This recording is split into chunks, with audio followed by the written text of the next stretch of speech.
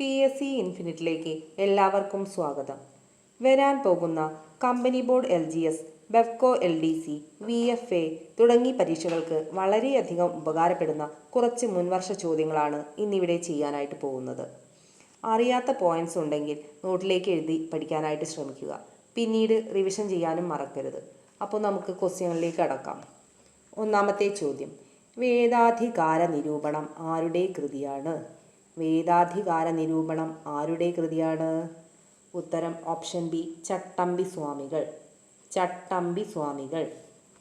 രണ്ടാമത്തെ ചോദ്യം, ഇന്ത്യയിൽ നിലവിലിരുന്ന ഏത് സംവിധാനത്തിന് പകരമാണ് നീതി ആയോഗ് നിലവിൽ വന്നത്? ഇന്ത്യയിൽ നിലവിലിരുന്ന ഏത് സംവിധാനത്തിന് പകരമാണ് നീതി ആയോഗ് നിലവിൽ വന്നത്? ഉത്തരം option C, planning commission. Planning commission. മൂന്നാമത്തെ ചോദ്യം, 1857 ഒന്നാം സ്വാതന്ത്ര്യ സമരത്തിന് ലക്നൌവിൽ നേതൃത്വം കൊടുത്തത് ആരാണ്? 1857 ഒന്നാം സ്വാതന്ത്ര്യ സമരത്തിന് ലക്നൌവിൽ നേതൃത്വം കൊടുത്തത് ആരാണ്? ഉത്തരം ഓപ്ഷൻ എ, ബീഗം ഹസ്രത്ത് മഹൽ. ബീഗം ഹസ്രത്ത് മഹൽ.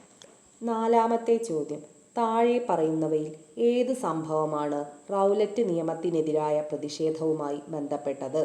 താഴെ പറയുന്നവയിൽ ഏത് സംഭവമാണ് റൗലറ്റ് നിയമത്തിനെതിരായ പ്രതിഷേധവുമായി ബന്ധപ്പെട്ടത്?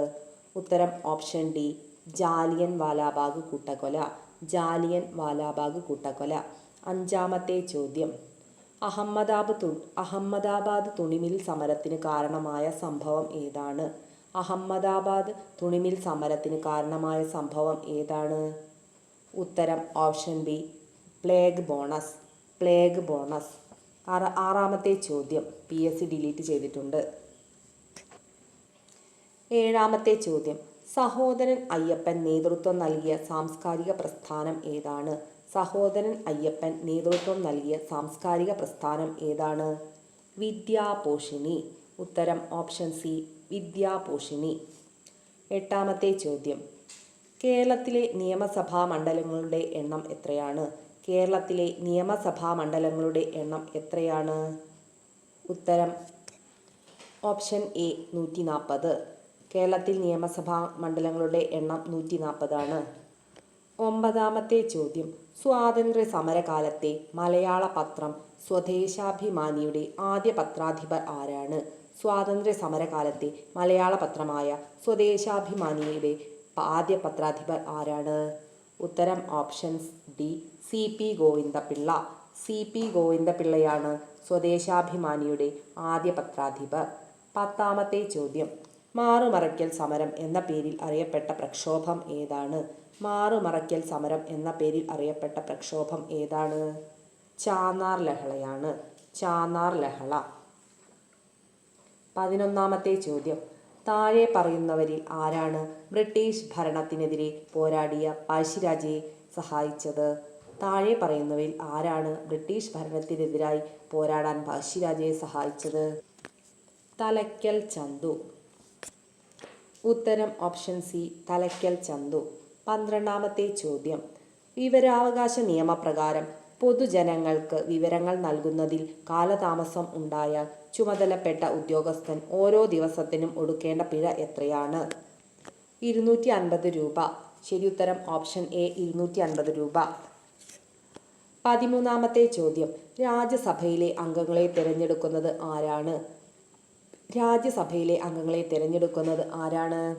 സംസ്ഥാന നിയമസഭകളിലെ തിരഞ്ഞെടുക്കപ്പെട്ട അംഗങ്ങൾ.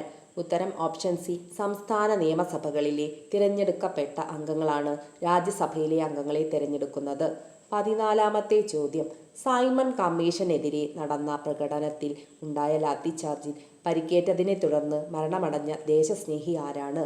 സൈമൺ കമ്മീഷനെതിരെ നടന്ന പ്രകടനത്തിൽ ഉണ്ടായ ലാത്തിച്ചാർജിൽ പരിക്കേറ്റതിനെ തുടർന്ന് മരണമടഞ്ഞ ദേശസ്നേഹി ആരാണ്? ലാലാ ലജ്പത് റായ്. ഉത്തരം ഓപ്ഷൻ എ, ലാലാ ലജ്പത് റായ്. 15ാമത്തെ ചോദ്യം, താഴെ പറയുന്നവരിൽ ആരെയാണ് ഇംപീച്ച്മെന്റ് എന്ന പ്രക്രിയയിലൂടെ അധികാരസ്ഥാനത്തു നിന്നും പുറത്താക്കാൻ കഴിയുക? താഴെ പറയുന്നവരിൽ ആരെയാണ് ഇംപീച്ച്മെന്റ് എന്ന പ്രക്രിയയിലൂടെ അധികാരസ്ഥാനത്തു നിന്നും പുറത്താക്കാൻ കഴിയുക? രാഷ്ട്രപതി. ഉത്തരം ഓപ്ഷൻ ഡി, രാഷ്ട്രപതി. 16-ാമത്തെ ചോദ്യം, ഭഗത് സിംഗ് സ്മാരകമായ ഭഗത് സിംഗ് ചൗക്ക് സ്ഥിതി ചെയ്യുന്ന നഗരം ഏതാണ്? ഭഗത് സിംഗ് സ്മാരകമായ ഭഗത് സിംഗ് ചൗക്ക് സ്ഥിതി ചെയ്യുന്ന നഗരം ഏതാണ്? ഉത്തരം ലാഹോർ. Option A Lahore. 17-ാമത്തെ ചോദ്യം, പ്രാഥമിക വിദ്യാഭ്യാസം മൗലികാവകാശമായി മാറിയത് എത്രാമത്തെ ഭരണഘടനാ ഭേദഗതിയിലൂടെയാണ്? പ്രാഥമിക വിദ്യാഭ്യാസം മൗലികാവകാശമായി മാറിയത് എത്രാമത്തെ ഭരണഘടനാ ഭേദഗതിയിലൂടെയാണ്? 86. ഉത്തരം ഓപ്ഷൻ ബി 86. 86-ാം ഭരണഘടനാ ഭേദഗതിയിലൂടെയാണ് പ്രാഥമിക വിദ്യാഭ്യാസം മൗലികാവകാശമായി മാറിയത്. 18-ാമത്തെ ചോദ്യം, താഷ്കന്റ് പ്രഖ്യാപനം ഒപ്പുവെച്ചത് എന്തിനു വേണ്ടിയാണ്? താഷ്കന്റ് പ്രഖ്യാപനം ഒപ്പുവെച്ചത് എന്തിനു വേണ്ടിയാണ്? ഉത്തരം ഓപ്ഷൻ ബി ഇന്ത്യ പാകിസ്ഥാൻ യുദ്ധം പരിഹരിക്കുന്നതിന് വേണ്ടി. ഇന്ത്യ പാകിസ്ഥാൻ യുദ്ധം പരിഹരിക്കുന്നതിന് വേണ്ടിയാണ് താഷ്കന്റ് പ്രഖ്യാപനം ഒപ്പുവെച്ചത്. 19-ാമത്തെ ചോദ്യം, 1991 ഇന്ത്യയിൽ നടപ്പിലാക്കിയ സാമ്പത്തിക പരിഷ്കരണങ്ങളുമായി ബന്ധപ്പെട്ട് താഴെ പറയുന്ന ഏതെല്ലാം കാര്യങ്ങളാണ് ശരിയായിട്ടുള്ളത്? 1. ഉദാരവൽക്കരണ നയം വ്യവസായ ലൈസൻസിംഗ് ഭൂരിഭാഗം ഉൽപ്പന്നങ്ങൾക്കും ഒഴിവാക്കി. ഇത് ശരിയാണ്. 2. സ്വകാര്യവൽക്കരണ നയം ഗവൺമെൻറ് ഉടമസ്ഥത സ്വകാര്യ മേഖലയ്ക്ക് കൈമാറുന്നതാണ്.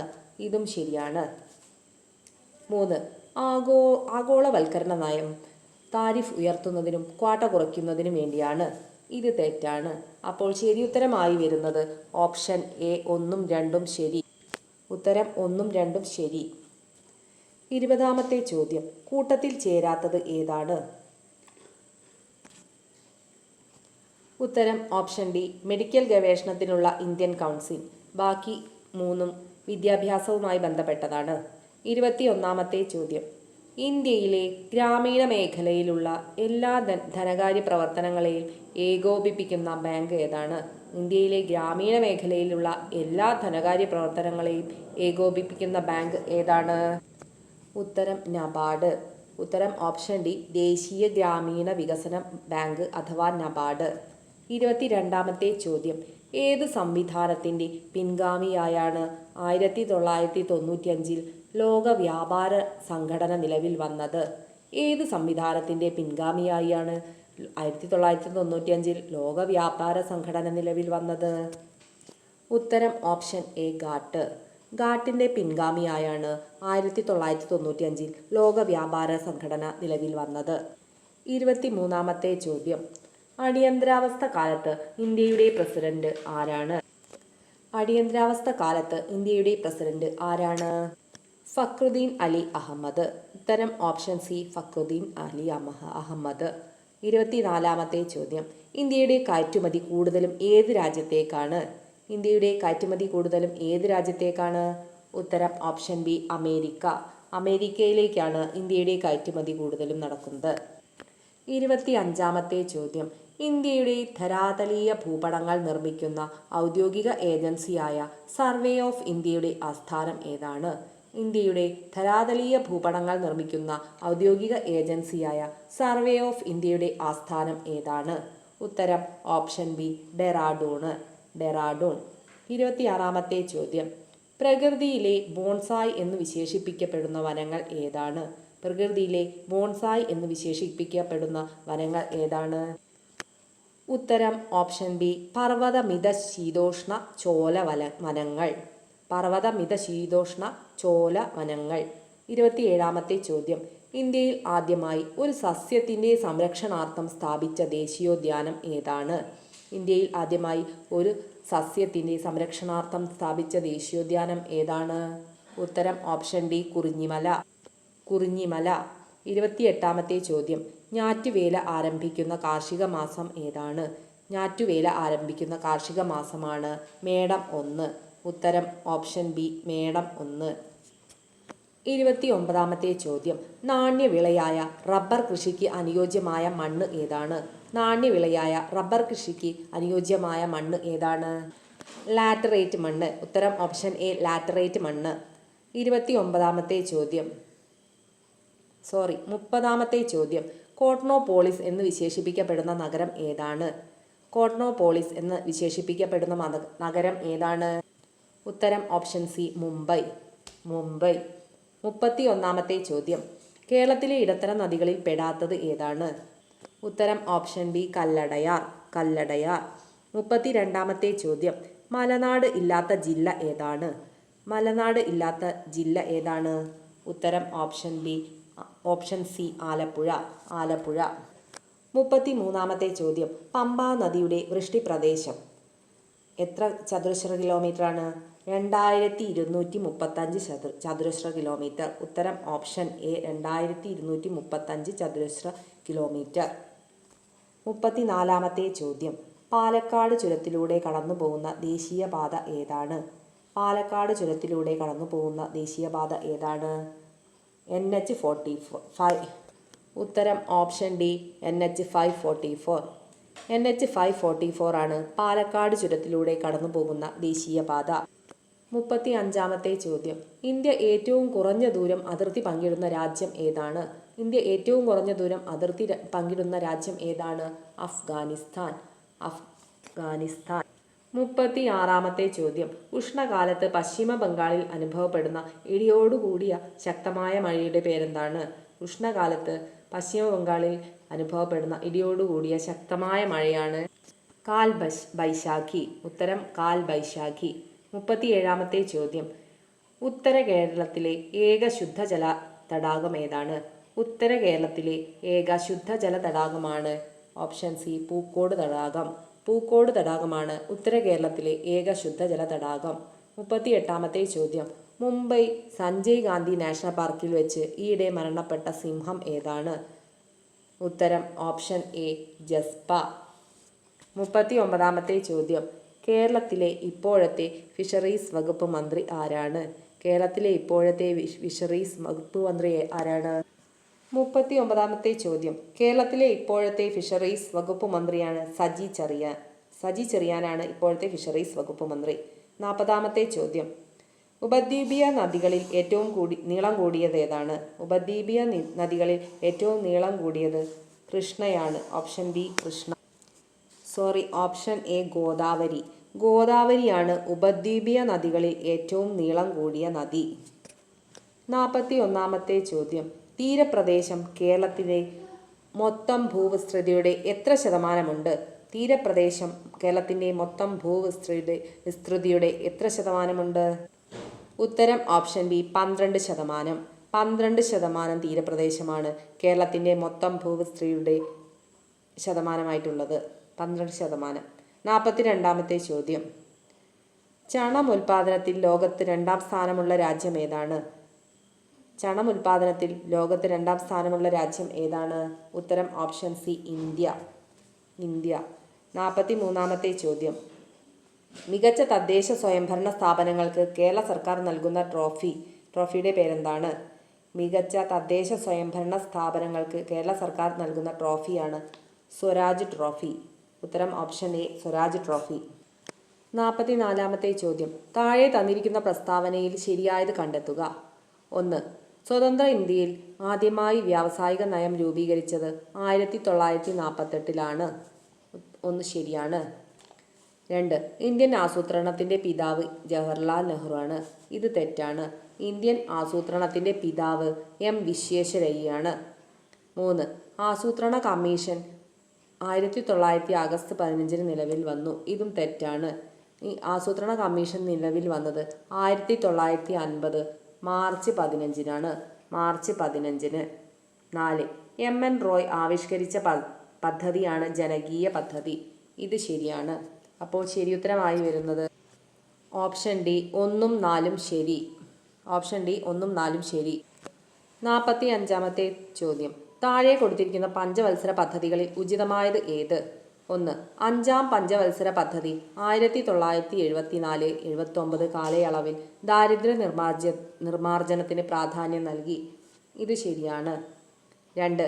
7-ാം പഞ്ചവത്സര പദ്ധതി 1985-1990 കാലയളവിൽ ആധുനികവൽക്കരണം, തൊഴിലവസരങ്ങളുടെ വർധനവിന് പ്രാധാന്യം കൊടുത്തു.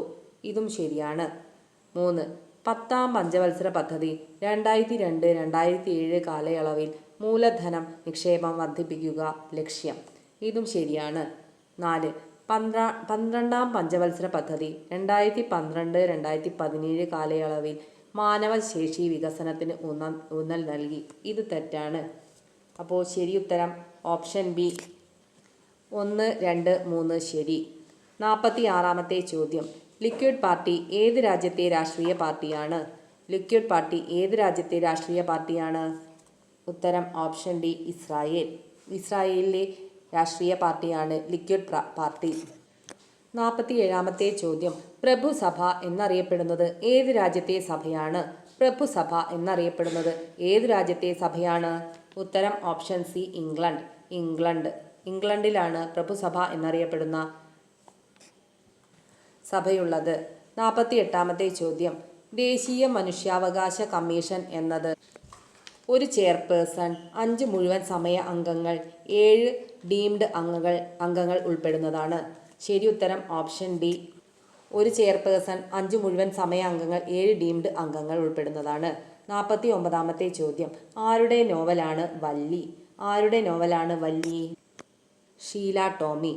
ഉത്തരം ഓപ്ഷൻ ഡി ഷീല ടോമിയുടെ നോവലാണ് വല്ലി. 50-ാമത്തെ ചോദ്യം. 68-ാമത് നെഹ്റു ട്രോഫി വള്ളംകളി വിജയി ആരാണ്? 68-ാമത് നെഹ്റു ട്രോഫി വള്ളംകളിയുടെ വിജയി ആരാണ്? ഉത്തരം ഓപ്ഷൻ ഡി ഇവയൊന്നുമല്ല. നിലവിൽ 2025-ൽ നടന്ന 71-ാമത് നെഹ്റു ട്രോഫി വള്ളംകളി വിജയികളായത് വിയ്യാപുരം ചുണ്ടനാണ്. വിയ്യാപുരം ചുണ്ടൻ. വീഡിയോ കണ്ട എല്ലാവർക്കും നന്ദി. ചാനൽ സബ്സ്ക്രൈബ് ചെയ്യാനും ലൈക്ക് ചെയ്യാനും കമൻറ്റ് ചെയ്യാനും മറക്കരുത്.